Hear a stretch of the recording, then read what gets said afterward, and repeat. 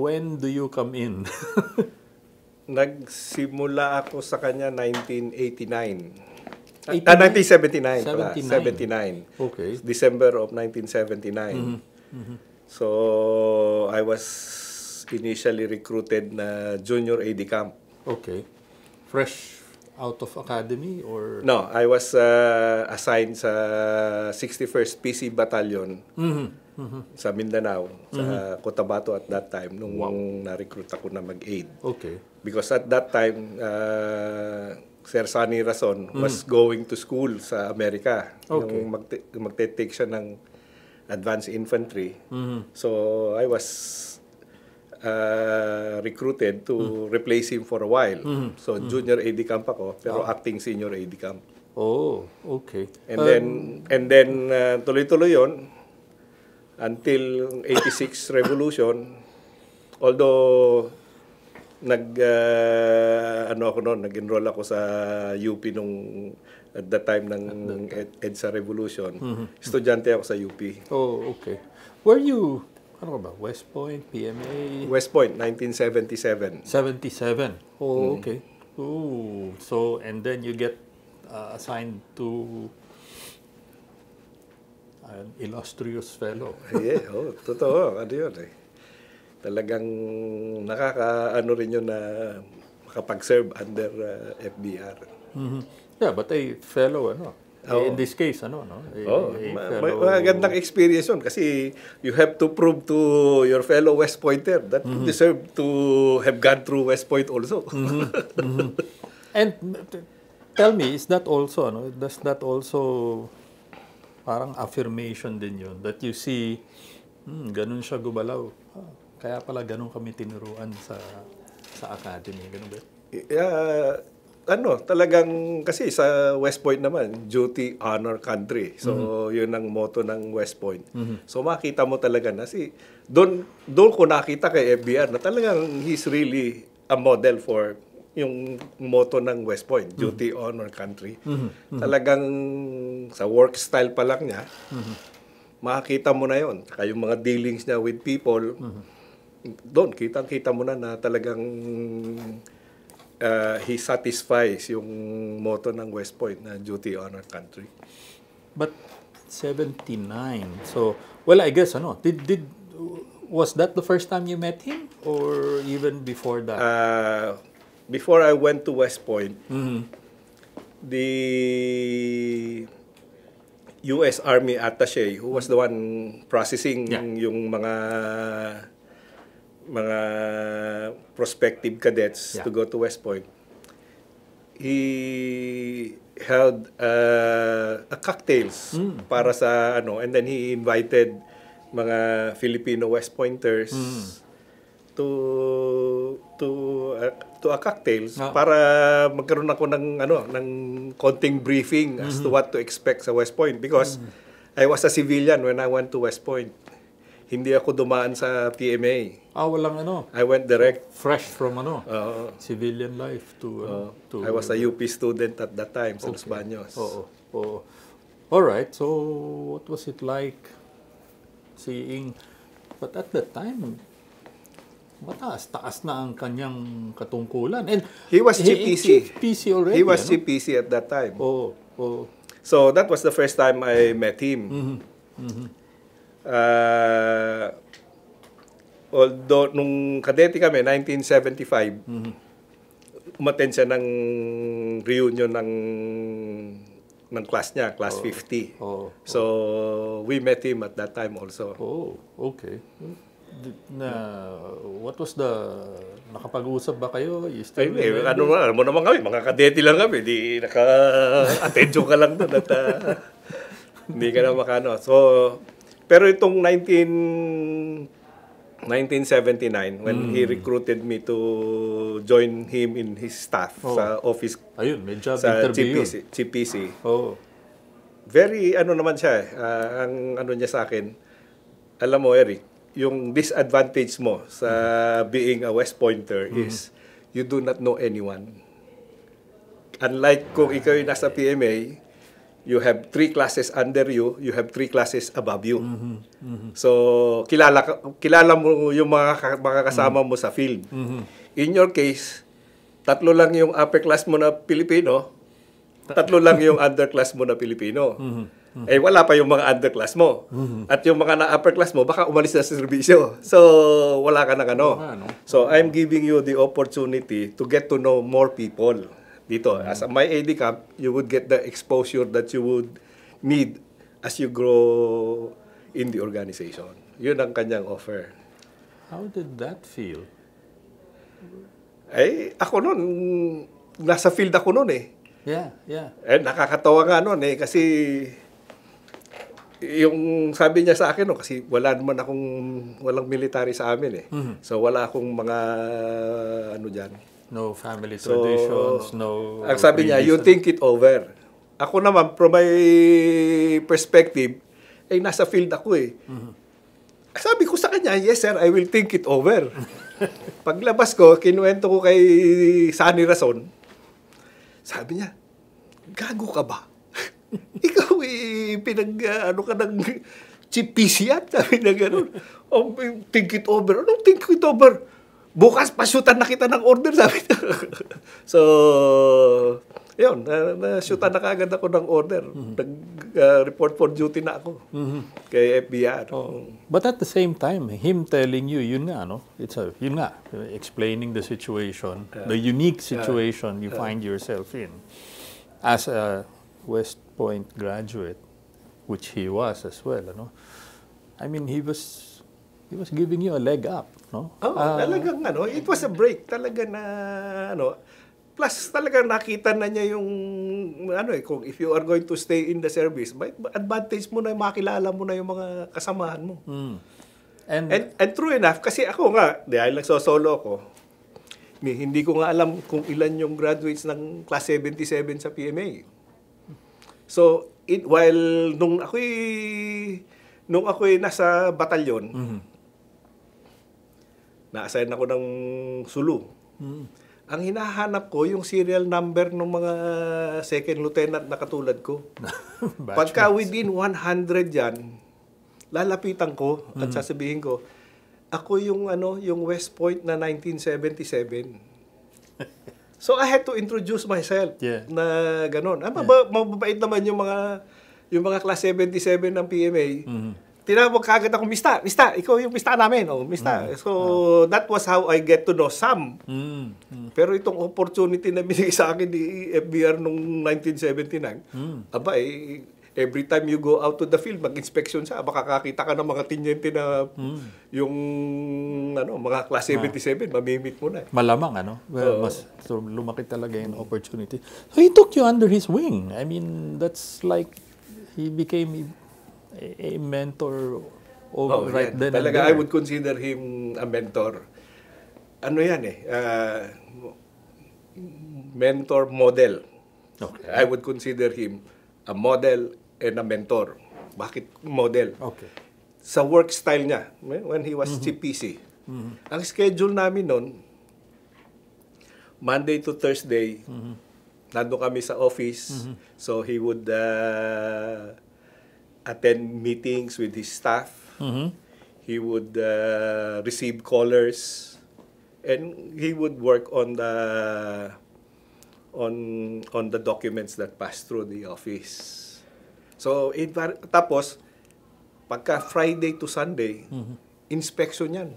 Field visit yan. You were on the field, yeah. Oo, ang sinasakyan pa namin yung C-47 na yung eroplano na ganyan. 3 oras ata o 4 na oras kami lumilipad pagpapuntang Mindanao. So, halos ganun ang aming schedule noon. Monday to Thursday, office, attend siya ng mga meeting, kung saan sa mga opisina yung pinupuntahan, attend siya ng mga directors meeting, kung ano ng mga members siya ng board. Tapos, sa weekend, doon kami sa Mindanao, Visayas, kung saan man. Basta So, yun pa lang sa schedule pa lang, may impress ka na eh. Plus, punong-puno na yung schedule niya. Nakakapagkasama pa sa nasisingit pa niya yung exercise. So, magtatrabaho siya hanggang mga alas 12. Tapos magyayakag yan, pupunta sa Aguinaldo, magja-jogging muna kami, mag-lift weights, tapos mag-swimming, maglalaping siya doon eh. Tapos kakain kami ng lomi. So, ganun yung kanyang work style. Talagang kompleto na yung dire-diretso yung trabaho. That's very, kung tutusin, sir, sulit na sulit yung bawat minuto. Talagang tapos makita mo pa Pigang-piga yung araw. Talagang sa afternoon makita mo, nagpapahinga siya doon sa senior officers quarters, yung dating GPC quarters, yung lumang building doon. Meron siyang mini-maintain na kwarto doon na doon, nagkaano siya ng mga trabaho niya na kailangan mag-isip, na yun. Tapos, ang isang ma-impress ka sa kanya is very systematic. Why so? Why do you say so? Yung style niya ng trabaho eh. Sabi niya, lagi mo siyang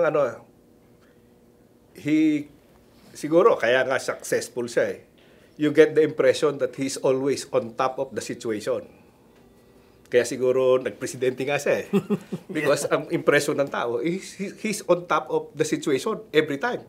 Mga crisis dyan, siya eh. May system siya eh. Maganda yung system niya. Perhaps makita mo, namomonitor niya yung TV. Pag umaga, dala na ng driver security yung lahat ng dyaryo. Tapos, magbe-breakfast siya, nakikinig na siya ng radyo. So, lahat ng issues, na na niya. Tapos, ang requirement niya sa staff namin, or sa mga subordinate commanders niya, any significant incident, meron siya mga significant, yung significant incidents, kailangan makarating sa kanya. So that people like you, people like you ask him, he has answers. And he has taken initial actions. Normally, ganun ang niya, may handwritten instruction na siya, sa clipping pa lang, di ba? Ayaw magpahuli sa So, hindi siya nahuli. So, yun ang niya, he's always on top of the situation. Tapos, makikita mo that he gets things done. Yeah. Practically, lahat ng instructions niya, lahat ng directives niya, documented. Kaya makikita mo, yung handwritten note eh. Naging, system yan sa buong Pilipinas. Naging hanggang mag-presidente siya, di ba? Yeah. The marginal notes. Marginal notes niya. Yung HWI, di ba? Meron siyang kami noon na HWI. So, siya, makita mo noon, nung nandun pala kami sa Krame, nagpapa-Xerox eh. Yung niya, Xerox eh. So, Xerox. So, lahat mga instructions niya, yung mga significant, may Xerox siya. So, pagka nagpapahinga siya doon sa SOQ, nire-review niya yun. Alin doon yung hindi pa nako-comply ng mga hindi pa siya satisfied. May suspense file siya. At naniningil. At naniningil. At yung kanyang schedule, yung printed schedule na ginagawa ng sekretarya si Maming, may marginal notes yun. Kumbaga, to-do list niya yun.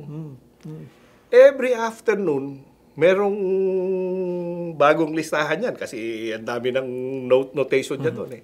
Isa-isa niyang tatanggalin yung tapos na eh. Done. Tapos, isa-isa niyang ililipat doon sa bagong schedule yun eh. So, makikita mo talagang may system siya na may suspense file. At saka iba pa yung marginal notes niya na para may to-do list. Ngayon, sa advantage natin ngayon, nasa cellphone mo na ngayon yun eh. Yeah. Pero nung panahon niya, talagang mano-mano ginagawa niya yun. Plus, yung mga directives niya, yung mga formal directives niya, yun every time he goes out to the field, kailangan merong, may collection yun na reference niya. Right. Papalo upin niya kasi sa mga conference, papalo upin niya yun eh. Oo nga, di ba? Yung pinapalo up niya yun eh. Yun yung Yun yung so, singil, makikita mo siya before, halimbawa, Webis ng hapon, nandun niya, makukulong siya dun sa SOQ. So, nire-review niya yung mga directives na relevant dun sa area. Kung may mga kaso dun, ano yung mga progress ng mga kaso. So, practically, naka-set na sa kanyang utak kung ano yung mga questions that need to be answered. Di ba? When he gets, even before he gets Oh, there, before he gets there, he knows what questions to ask. handa na. Di ba? Talagang Oh. makikita mo pa sa kanya ang ang requirement bago umalis siya sa ibibigay sa kanya yung station list of officers ng mga units Na pupuntahan, na bibisitahin ma-involve doon sa niya. conferences niya. Tapos makikita mo doon sa likod ng kanyang lamesa, merong seniority list doon. Okay.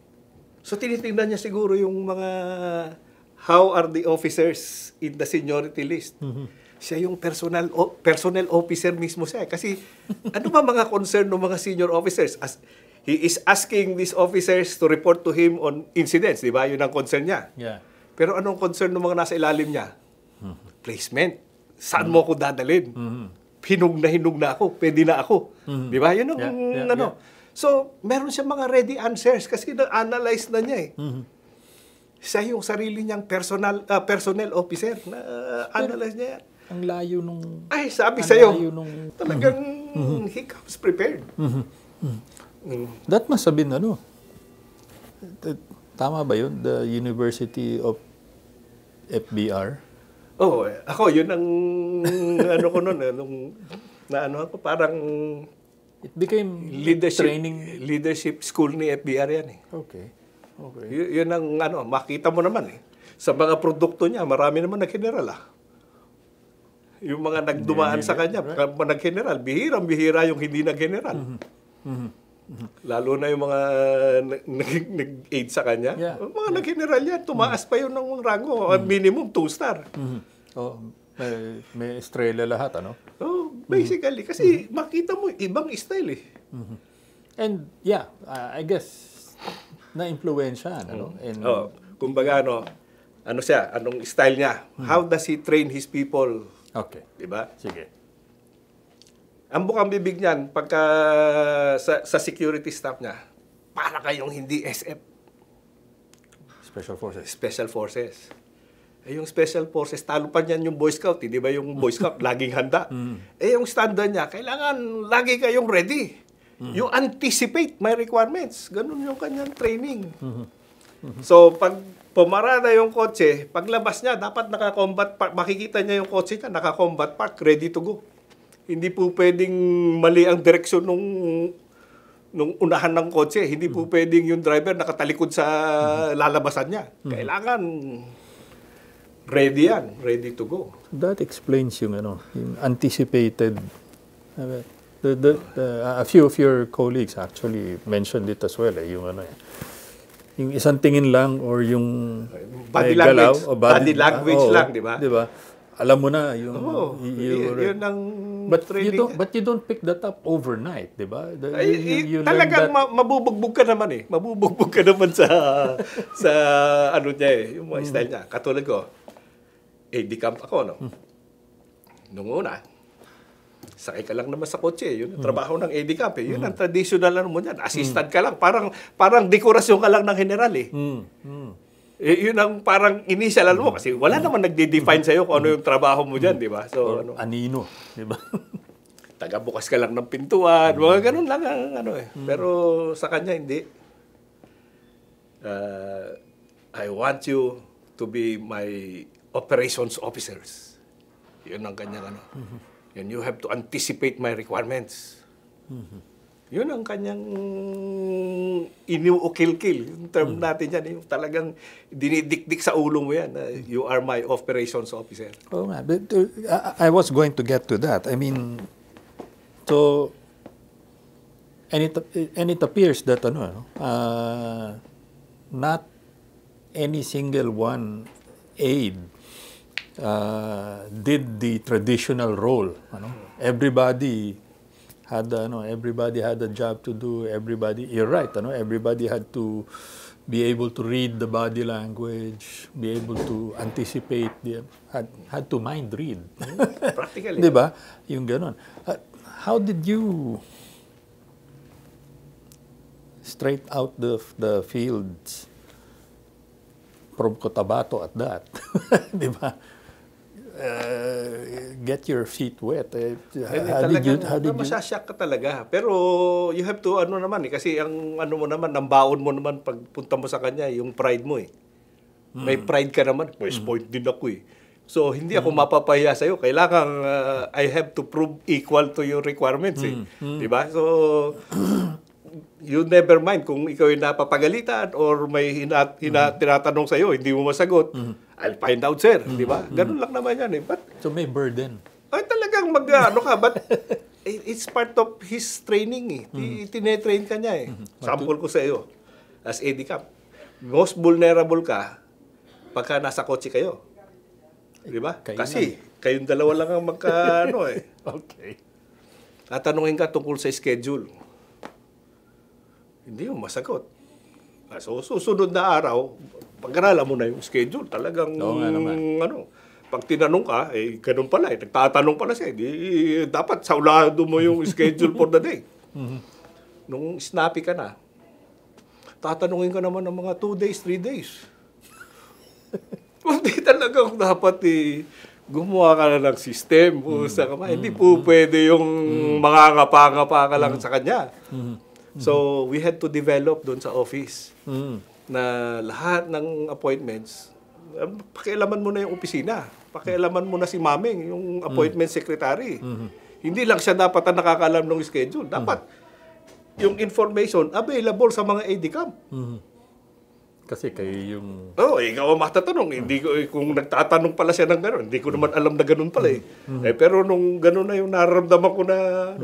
organize na natin yan. So, we develop yung may accordion file si Maming, 1 to 31 yan. Singit mo dyan yung lahat ng request for appointment, kung ano-ano man yung mga dyan. Para pagkagabi, pagpunta ng ADCAM dyan ng gabi, re-reviewin niya yung mga schedule. Alam niya background ng bawat appointment. Tapos may requirement pa siya. Diba? Magko-call siya sa ambassador. Meron ba tayong assigned na security dyan? Kailangan alam mo yun. Dapat alam mo rin kung sino. Yeah. At dapat nakausap mo na rin yun. Operations talaga. Kaya nga. So, yun ang training niya eh. Yung talagang mapipilitan ka na mag-isip. So, yun nga, naka-develop kami na system na gano'n. Si Maming, nasusupervise na namin, pati yung appointment secretary, talagang nandyan yan. Gano'n yung Ito yung on the ground, hands-on, diba? Something which you would probably need a year or so in formal schooling, but you were getting it talagang bugbog ka dyan, bugbog ka doon. Pero kasi nga, ang nagpapa-under dyan, siyempre, you are proud to be an ADCAM to the boss eh. Diba? So you have to satisfy your boss. So kasama na yun eh. Yung yabang mo, yung pride mo sa sarili mo, kailangan you have to prove yourself equal to the challenge, to the requirement of the big boss. What was an ordinary day like? Anyway, ko sa yung ako, nag-junior aide, nag-senior aide. Eventually, nag-admin officer ako. As a lieutenant, nag-admin officer ako. Ang pinaltan ko nun, full colonel eh. So, nag-schooling yung full colonel. Ikaw muna dyan sa admin. So, anong alam ng tinyente sa, But anyway, ang style naman ni FBR dyan is lahat ng mga reports na significant incidents, dala-dala na yan nung driver security. Mga 4:00 pa lang, naandyan na yan sila sa bahay ni, doon sa breakfast table, nandun na yung lahat ng mga papeles na dapat maanuhan. Iba pa ito dun sa clippings and all? Iba pa later on, kasama na yung clippings. Dati, dyaryo pa lang. Tapos, iki-clipping pa lang nung security. Pag dumating kasi habang nagbabasa siya ng dyaryo sa kotse, mamarkahan niya yung dyaryo mismo. Lalagyan niya ng 2 red yan na para kung ano yung iki-clipping. So, bahala na yung pagdating sa krami, dyan magkakatayin na yung mga dyaryo. Tapos ipapasok sa kanya, magsusulat na siya ng handwritten instruction. Pero later on, yung mga dyaryo pa lang, hinahabol na ng PIO sa mga sa publication pa lang, kinukuha na nila, kinakatay na nila doon para kasama na pagpunta doon sa So, of course, nag-evolve din yung mga opisina to cope with these requirements at saka yung style niya. So, ganun. Umaga pa lang, nandun na yan eh. Kaya pagdating niya ng krame, yung ready na yung mga instructions niya, na-formulate na niya bago siya mag-opisina. Hindi muna siya dumidiretso sa opisina. Doon muna siya doon sa SOQ. Okay. Doon sa para talagang kung may mga significant incidents, magtatatawag na siya sa mga subordinate commanders, sa staff niya kung may Tapos normally sa gabi meron pa mga schedule yan eh. Pero nung panahon ko, nung ADCAM, iniiwanan na niya yung ADCAM sa krame. Mabait siya na at that time pati solo kong aide. So, pinag-schooling niya umalis si Sunny Rason, tapos pinag-schooling niya yung isang junior aide. So, ako nagsosolo akong aide. So, hindi na ako sinasama sa mga appointments sa gabi. Basta nandun ako sa krami na, iniiwanan na niya ako. Oh, because it was already a full plate as it was. Diba? But how did you manage? I mean, young lieutenant, your life as aide, diba? Were you married already? Binata noon. Okay. So, wala akong problema noon. Ang lakad ko noon 7 o'clock, saka pa lang ako mag-date yan. So, nakasingit pa, actually. Oo. Hindi, tsaka naman yan si FBR noon eh. There was one time na nagre-request ako sa kanya, Sir, may opening dyan sa computer center, meron daw course dyan ng systems analysis. Oh, okay. Baka pwede ako mag-enroll doon. What would happen to your love life? So, hindi ko na pinus yung what would happen to your love life? Kasi bugbog sarado ka na sa trabaho mo rito. Tapos mag-evening class ka pa dyan sa what would happen to your love life? Tamimi na ako. Okay na ako. Concerned pa pala siya. Mga gano'n, no? Okay. But yun nga, no? So he was while you guys were learning, di ba? Up close and personal from him, ano? But he also wanted you guys to be well trained physically and well-equipped schooling. But did he tell you to go out and study this and nung ako ADCAM, so nung bumalik na si Sunny Rason, tapos may na-recruit ng junior ADCAM. So yung rotation namin ng duty medyo mahaba-haba na. So binigyan niya ako ng requirement, kinausap niya si General Montaño. Mo nga dyan si Eric, pasamahin mo sa mga operations. Okay. So, nagre-report ako kay General Montaño. Pagka may operations yung mga tropa ni General Montaño, siya was, I think, operations officer or chief of staff siya ng NCR, ng Metrocom noon. Doon, may special operations group. Doon, pinasasama niya ako sa operations ng special operations group. Okay. Para makita mo yung how police work is being done by the line units. And in urban, urban environment. Okay. So, tapos nung nakailang na ako, may 1 or 2 years na ako sa kanya noon. Sabi niya, sige, you select anong school ang gusto mo at I would send you to school. So, nag-open naman noon ng intelligence sa Arizona. So, punta ako sa Arizona. 1981 yun.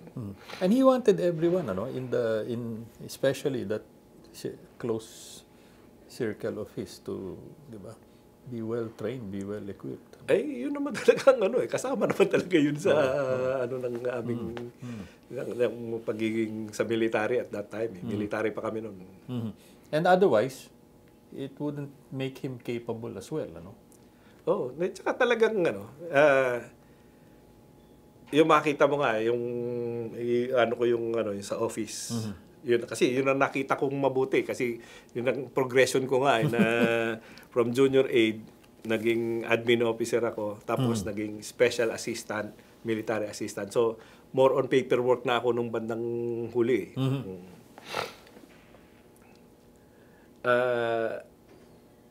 Siguro familiar kayo rito yung mantra ni FBR na completed stop work. CSW, di ba? Right. Yan yung mga talaga idinidikdik yan na idea ni FBR na ano.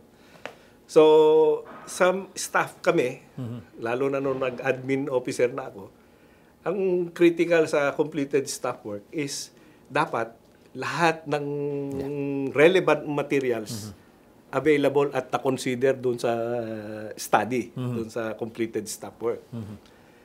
Eh, nasaan ba naman yung mga reference materials mo niyan? Eh, di nasa documents din. Right. So, we had to come up doon sa Office Camp Crame.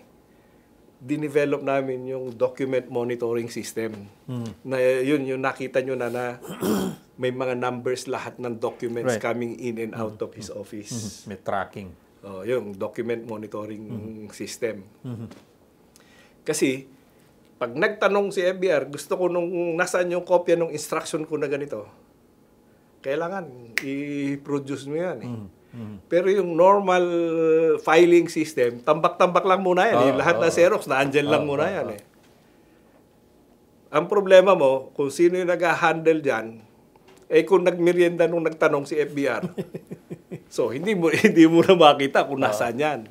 So we had to develop yung system na kailangan may number, yung Xerox, tapos ang filing instead of subject, ilagay mo na sequential na. At fortunately for us, that was the time na nagkaroon na ng microcomputer. Yeah. Eh ako naman nagkataon nung after bumalik ako dito sa Pilipinas, ang commission ko Army. Okay. Pero nag-request ako noon na PC. Eh pag-report ko sa Army, ayaw naman akong tanggapin at hindi pa kompleto yung papeles ko. So nag-standby ako for 1 year. So ang ginawa ko, nag-enroll ako sa NCC, National Computer Center. So medyo may background ako sa computer. Nung magkaroon na ng microcomputer, habang admin ako noon, nag-develop ako ng program na ano namin, to address yung requirement ni FBR na pag hinanap sa'yo, dapat maibigay mo ng mabilis as much as possible. So talagang ginawa namin ang sistema yun. And yun ang pinagmamalaki namin. That became a national government standard. Dinala sa Chief of Staff. Kaya ako nakarating ng Chief of Staff, nakarating sa DND. And eventually... ayun, si Balong ang nag-continue nun. Si Alex Arevalo. Hanggang naging barcoded na, di ba? May barcode na. Brought it to Malacan. Pero yun ang mga requirement. Yun ang advantage kasi ni FBR, yung ano niya with information. Yung meron siyang system. Although, kumbaga, in-extend na lang namin yung kanyang system na may suspense file siya na mano-mano. Nung panahon na namin, kami na yung mga next generation of officers, na-convert na namin into na-adapt na namin sa new technology. Yung pala yung birth nun. Yeah, because what we saw was nung nasa DND siya was hindi pa yata the tracking the reference numbers. And then yun nga when he got to Top Web, Office of the President, it was the barcodes already. So yun yung yun ang aming you were with the you were in the birthing yun stage. Yun ang aming pinagmamalaki na yun ang contribution namin sa pagtaas ng boss namin kasi he would appear on top of the situation kasi control niya yung information coming in, na-filter na may access siya kagad doon sa mga relevant information for decision making. Plus yung kanyang completed stop work, kompleto yung basis ng mga completed stop work. Yun ang pinagmamalaki namin na support namin sa aming boss. Let me focus on another aspect of, well, I guess this was the 80s already, and yun na yun, especially the early part of the 80s, ito yung political, the tensions. many reports of abuses of power and authority, corruption in the military, I guess, and some reports of atrocities coming from the field. No? You were reportedly a co-founder of RAM. Tama ba? Naka-attend lang ako ng mga meeting. Pero hindi Okay. naman ako talagang, kasi estudyante ako at that time. Okay. UP student ako at that time. So, sige. EDSA tayo. February 22 to 25. So, you were manning the fort. Pero hindi siya dumiretso sa Krame, di ba? Dumiretso siya sa Sa DND. headquarters, HQ, di ba? DND, sa DND. With Enrile, di ba? So alam na ninyo na Ay, kakalas na. ano mo na yun talagang nung nag-utos na si Sunny Rason sa akin na you man the office, di talagang critical time na yun. So whatever, so monitor ka na ng radyo. So monitor mo naman, nag-announce na sila doon sa doon na si DND. boss at lahat. Nagkataon pa yun, ako naman, ang ano ko noon nagkataon bumaba ako, dumating sila. So ako pa yung nagbukas ng pintuan Kaya ako naman I'm with you, sir. Snappy ako nun Walang politics. Ha? It wasn't political with you. Wala concerned, akong your commander. Yung boss ko, hindi sama naman ako kasi kumbinsido naman ako. Tsaka West Point kami, di ba? Yung West Point, basta civilian authority. Yun ang aming, doon No, but he was breaking away. He broke away. Di ba? He broke away. Pero naman in-emphasize niya, it's people power, di ba?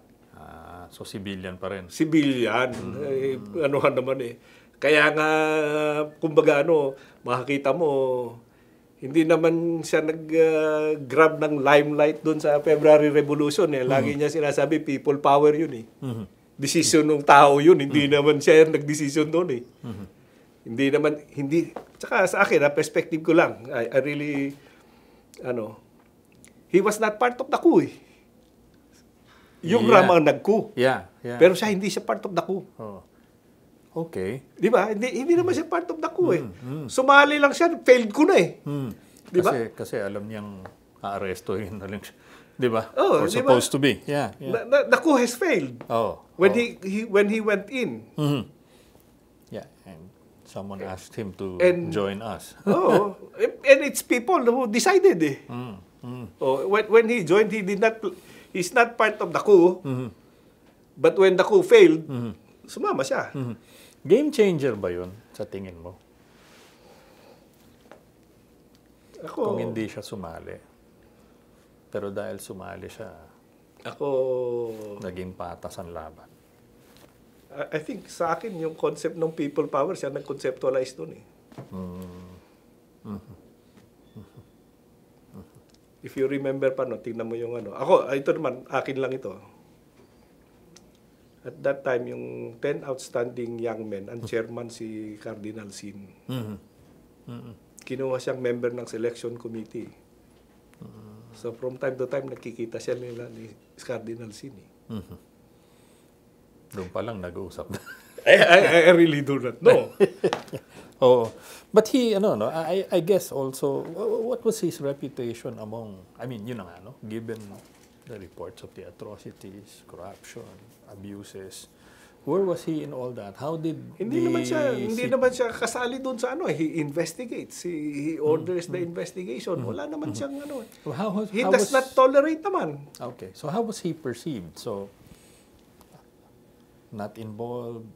Kumbaga sinasabi nila yung Teflon ng personality niya, di ba? Teflon hindi kapitan ng kung anong negative So, tama naman kasi, professional naman kasi yung handling niya ng situation. Kung talagang may atrocity, di imbestigahan natin at people would be punished.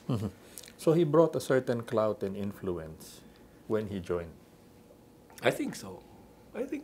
And I think critical yun na si Cardinal Sin ang kakampi, yun ang nag-people power, di ba? Yun ang nagpa-organize. Kumbaga siya yung nag-encourage sa tao na Tsaka tingnan mo na lang, basically, he did not stay at DND.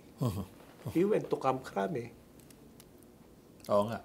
Oh, ano mo niyan? Which was his Anong tactical advantage ng Camp Crame? Mas maliit yung Crame. Kung mag-people power ka, mapapalibutan yun. Hindi kayo mapapalibutan dun sa DND. Kasi may gate pa eh. Yeah. May ano. Yung Camp Crame, isang block lang yan eh. Napapalibutan ng tao. Strategic din, ano?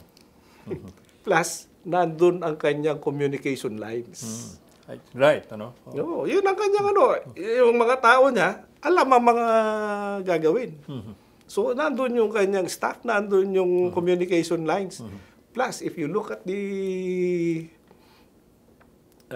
EDSA revolution, hindi naman nakat ang power. No. Hindi nakat ang communications. Because, natawagan niya lahat yun. Napasecure na niya yun.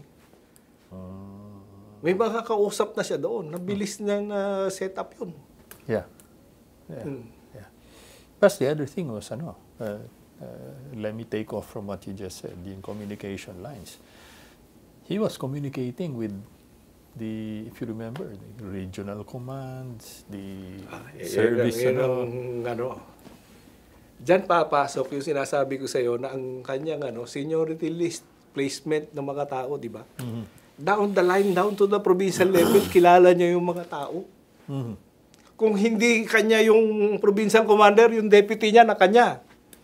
Kung yung regional commander, hindi kanya, kay Berion, sa kanya yung deputy. Or yung chief of staff, kung sino mang who would really matter. So he had a network all over. Eh, talaga. Yun ang niya, di ba? Sabi ko sa iyo, parang built-in sa kanya. Pinyente pa lang ako. Hindi naman ako familiar sa mga ganun. Pinyente lang ako. Nakikita ko na yun. Kasi, nasa likod niya yung seniority list eh. Every time na AD camp ka, yung reference materials na pinapadala sa iyo nung galing sa C3, galing sa sa personnel, ito yung station list, ito yung mga significant incidents, ano yung progress nito mga investigations. Yun ang mga references niya eh. So makita mo na may yung aside from the work, pati yung personnel management dala niya eh. Cool, yeah. Sa kanya yung mga deputy, sa kanya yung mga people who would really matter in the units eh.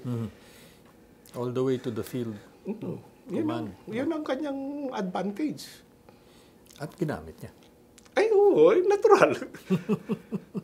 Okay. Yun ang advantage mo eh. So was there at any one point during 4 days na nag-alangan ka? Ako, ang sa akin, kasi namomonitor ko, nandun ako sa loob ng kitchen eh, di ba? Alam ko, yung may evacuation plan. Ang alam ko, hindi ako kasama sa evacuation plan. You had to hold the fort. Okay, kumbaga, yun ang concern ko na naisip ko lang yun. Kung talagang worst scenario dito, ay bahala na ako sa sarili ko kasi alam mo, siyempre, priority nung SAP sila yung, ang evacuation plan nila para doon sa boss. No, hindi ka kasama doon. yung command structure, Yun lang, pero, naman, at that time, ano bang rango ko? Kapitan. Kapitan. Yeah. Kapitan. So, Alright. alam mo naman, wala ka pa naman significance. Wala ka naman feeling of importance eh, kasi you're just a pawn there eh. So, ako naman, worker lang ako. Naging role ko pa nga nung EDSA Revolution na yun eh. Ako yung dakilang file clerk. Ako yung binibigbigyan ng mga lahat ng handwritten instructions niya. Ako yung depository ng handwritten instructions niya. Oh my. Yun ang aking papel. So up to that point, you were still doing document mo na Hindi, kasi nga, di ba, estudyante ako sa UP. Tinawag ako sa human na office. Tapos yun ang naging role ko. Sa akin, pinapadala yung, after na Xerox, na dispatch, the originals were sent to me. May SF yun, special file. Ako yung custodian ng special file. Oh my. So if someone needs to write a definitive history of EDSA, yung special file mo ang kailangan hanapin. Ganun ba yun? Nandun naman sa kanya yun. But it was successful. Successful naman, di ba? Oh. 4 days. And one of the first acts of Mrs. Aquino was to appoint him Chief of Staff. Ando ka ba sa kanya, no? Nung Chief of Staff siya? Special assistant na ako. Special assistant na. Tuloy yung aking yung role ko ng special file. Yun ang naging trabaho ko na. Nag-maintain na ako ng i-migrate namin sa Camp Aguinaldo yung system namin sa Office CPC. Migrate doon yung mga programs. Familiar ka na kung ano. Dahil yun na yung ginagawa mo. At the end of the incident, meron akong blow-by-blow account niya na sinasabit sa kanya noon. Oh my. Kasi nga, ang feeling ko, this man is a man of history. Talagang yan eh. Kaya nandyan yan eh. And notice ko na talaga, everything he does, he documents. Yeah. Di ba? Yung handwritten niya, anong pa lang yan eh. So, ako, naging perspective ko ba, talagang, kung yan ang gusto mo, hindi yan ang bigay ko sa iyo. Yan ang without him giving me instructions na gano'n, di ako, nagdo-document na ako. Tapos binibigay ko lang sa kanyang report.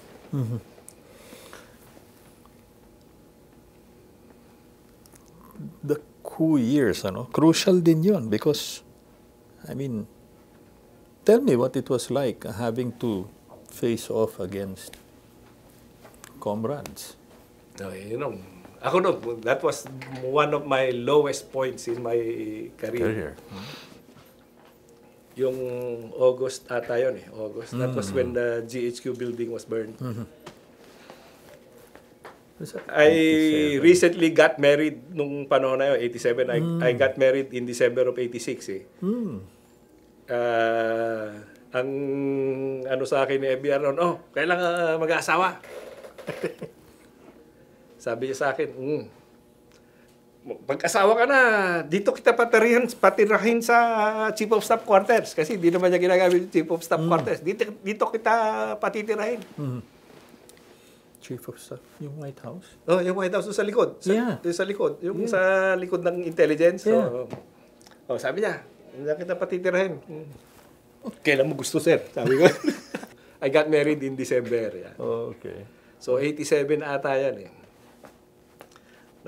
Naka-receive na naman ako ng tawag kay Sunny Rason. Si Sunny Rason ang yung bearer of this kind of news to me. Standard naman yun. Eric, you man the office. Punta ako sa office chief of staff. Doon ako. So, bukas ka na ng radyo. Marinig mo. Sabi yung iba, sa krami pinareport eh.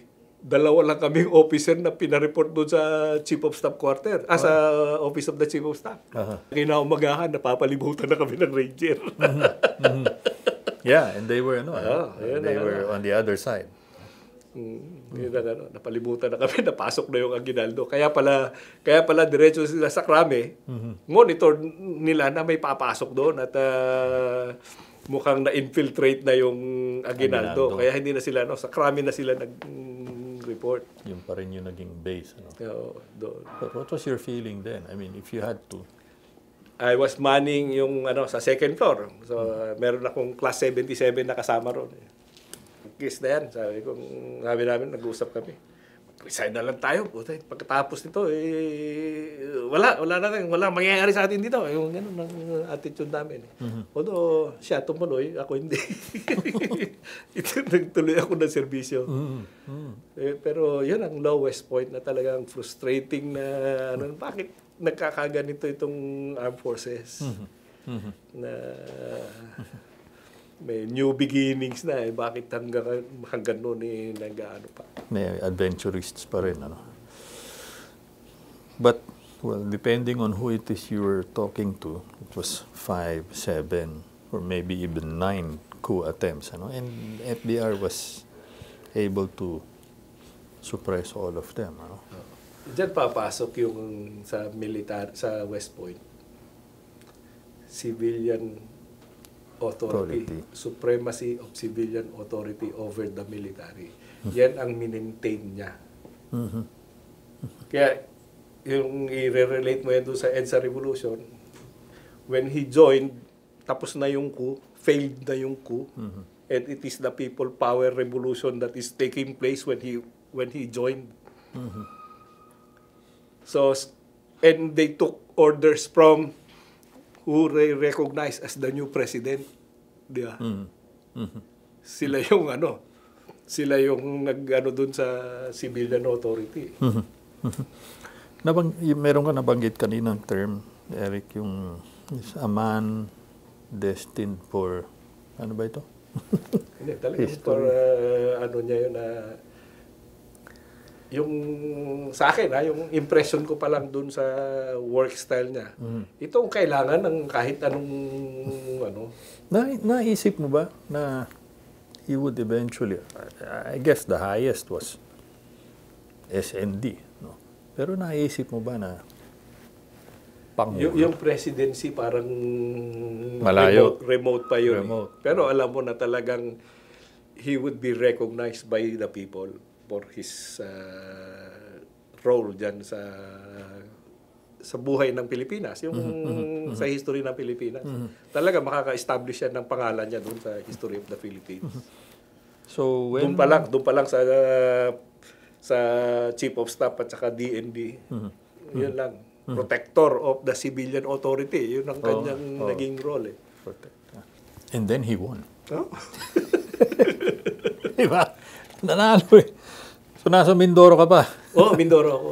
Kailan ka, when did you get back to him? Nakasumpa na siya at lahat, I suppose. Pero na-postpone pa ng kinukuha na ako. Ay, kade-designate ko lang na battalion commander. Sabi ko, wag na muna, i-postpone nyo muna ito para makompleto ko na yung command ko na from company commander, nag-battalion commander. So, para matapos. So, kinuha naman ako sa office ni General Montaño, sa Office of the Presidential Consultant on Police Affairs. So, still within the ambit of your training sa constabulary. Plus, binigyan ako ng additional trabaho. Shortcut namin, kasi di ba yung nature nung admin officer ako, yung talagang information, we're in the business of information Yeah. Kayo, in the business of information, pero kayo nagdi-disseminate. Kami, nandun lang kami sa loob. We are just providing our boss. Yeah. So, yun So, ang naging role ko was, ako yung executive officer sa Presidential Consultant on Police Affairs. I was also the special assistant to the Chief PC.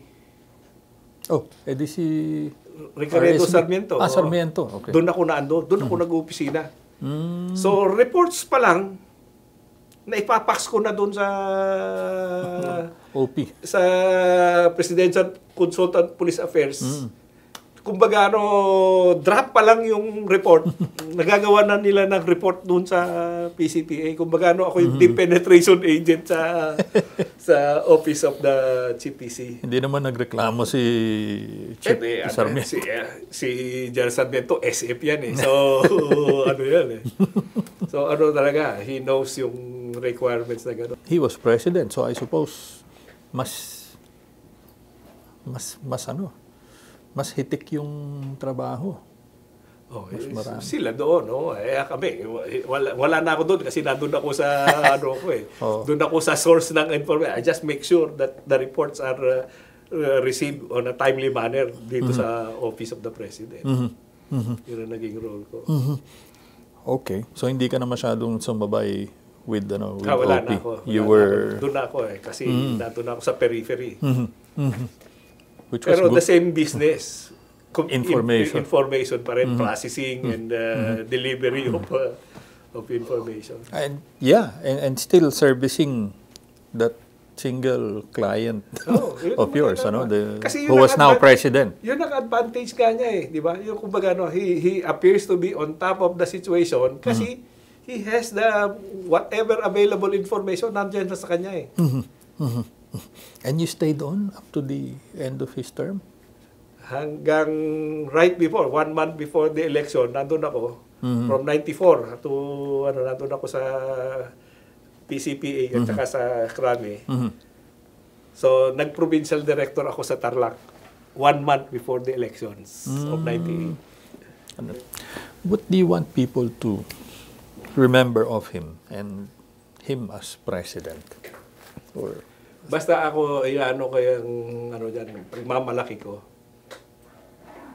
he was considered, in year 2000, he was selected as a distinguished graduate of West Point. The highest award that you could receive from your school, di ba?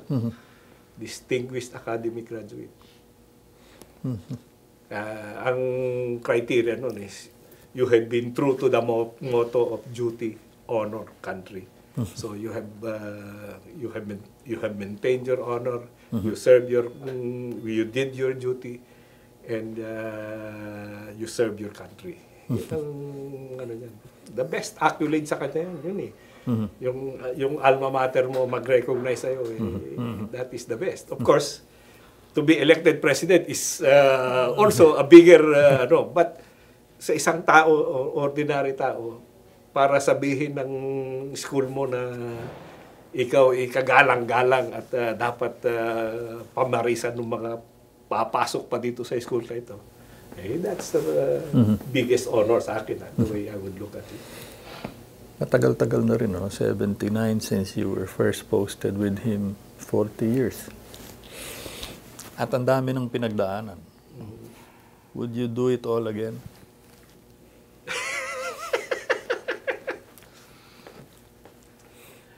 It's nice to remember, to recall. Pero to do it all over, parang kumbaga iniisip mo pa lang, para din yung sa academy. You are proud of having gone through the hardships in the academy. But you're not willing to do it all over. Ganon din yan. Sarap na ng buhay ng retired. Okay. I'll end the interview there. Thank you very much.